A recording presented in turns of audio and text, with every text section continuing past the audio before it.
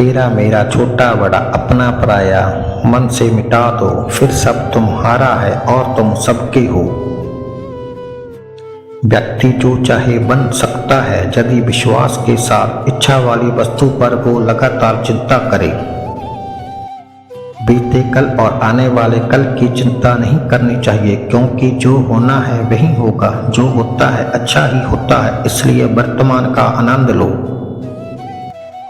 परेशानी आने से इंसान अकेला हो जाता है, पर उस समय इंसान को यह जरूर पता चल जाता है कौन उसके साथ है और कौन नहीं। जीवन में आपसे कौन मिलेगा ये समय तय करेगा। जीवन में आप किससे मिलेंगे ये आपका दिल तय करेगा, परंतु जीवन में आप किस किस के दिल में बने रहेंगे ये आपका व्यवहार तय करेगा।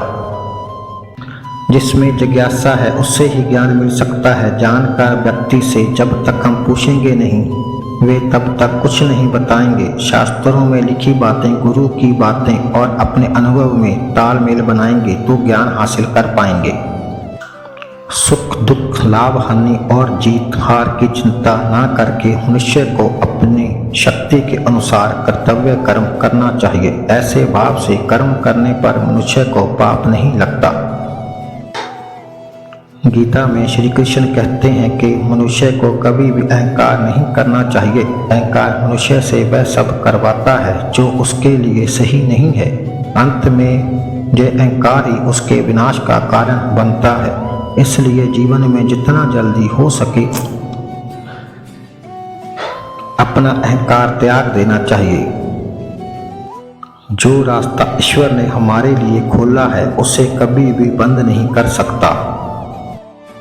हम जो भी कर्म करते हैं उसका फल हमने ही भोगना पड़ता है, इसलिए कर्म करने से पहले विचार कर लेना चाहिए।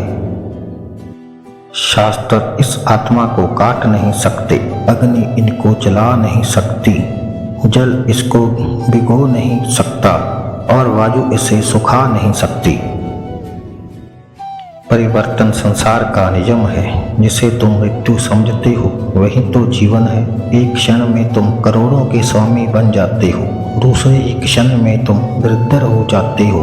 तेरा मेरा छोटा बड़ा अपना पराया मन से मिटा दो, फिर सब तुम्हारा है, तुम सबके हो।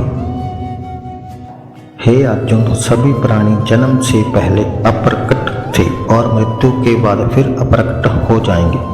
केवल जन्म और मृत्यु के बीच प्रकट दिखते हैं, फिर इसमें शोक करने की क्या बात है।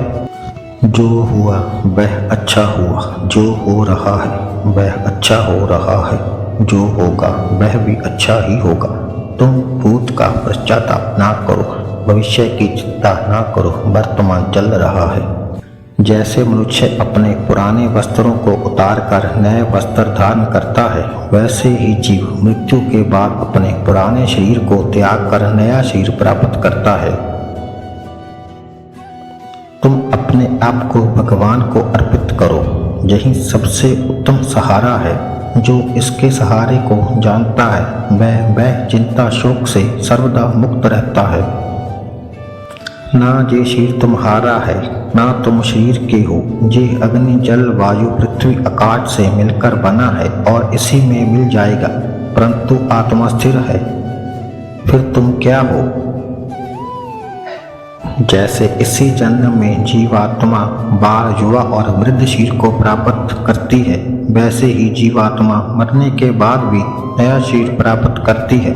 इसलिए वीर पुरुष को मृत्यु से घबराना नहीं चाहिए। आत्मा अजर अमर है। जो लोग इस आत्मा को मारने वाला या मरने वाला मानते हैं वे दोनों ही नासमझ हैं।